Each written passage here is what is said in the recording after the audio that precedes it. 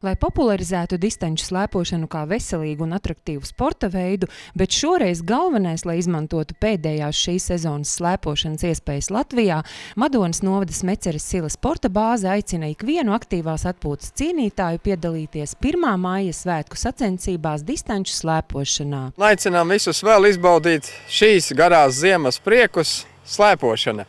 Tātad laika prognozes solās ļoti laba, būt grādi plus 15 iespējas slēpot noteikti tēkreklā un šortos, varbūt vēl plānāk. To, ka sniega pietiks gan sportistiem, gan tiem, kas būs atbraukuši labi pavadīt laiku, apliecina jau šobrīd trasē veiktie sagatavošanās darbi. Sniegs vēl ir un retraks trase joprojām gatavo. Protams, ar dabu grūti, pēdējās dienās kušana norit ļoti strauji, bet tā kā ir atlikusi vairs viena nakts, tad jāiztur sniegam un rītdien slēpojums notiks. Pašlaik izlīdzinu savesto sniegu, kurš tika sagatavots ziemas sezonai, sapūsts ar sniega pūtējiem. Saveda mums čupās un tad mēs pašlaik veidojam trasi. Ja jau retraku var izturēt, tad jau nieka slēpotājus arī varēs. Protams.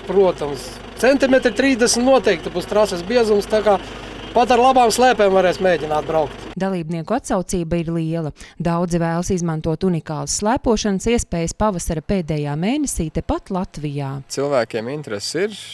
No visas Latvijas ir pieteikumi gan no Talsiem, Rīgas, Viļakas un Krāslavas puses. Tāpat solās būt arī Lietuvas viena no vadošajām biatlonistēm Diāna un arī Ilmārs Bricis. Tāpat arī Latvijas vadošie slēpotāji būs klāt. Tad tikai profesionāļi? Nē, noteikti visādi. Gan tie, kas slēpo profesionālā līmenī, gan mazi bērni, sākot ar 8 un 9 gadiņiem. Tāpat arī aicinām visus piedalīties masku slēpojumā, kurš nebūs uz laiku, bet varēs parādīt savas aktieru dotības un izbaudīt šo dienu šādā veidā. Sacensību reģistrēšanās un numuru saņemšana no pulksten 10:30 līdz 11:30. 12. starts grupu un izlozes secībā, bet 1:30 maskarādes slēpojums un 2 apbalvošana. Balvu fonda organizatori sarūpējuši 1500 latu apmērā, bet dalībnieku ziedojumi tiks nodoti labdarības organizācijai Ziedot LV ar mērķi palīdzēt izremontēt bērnu slimnīcas hemato-onkoloģijas nodaļu. Sacensības organizē Madonas novada pašvaldība.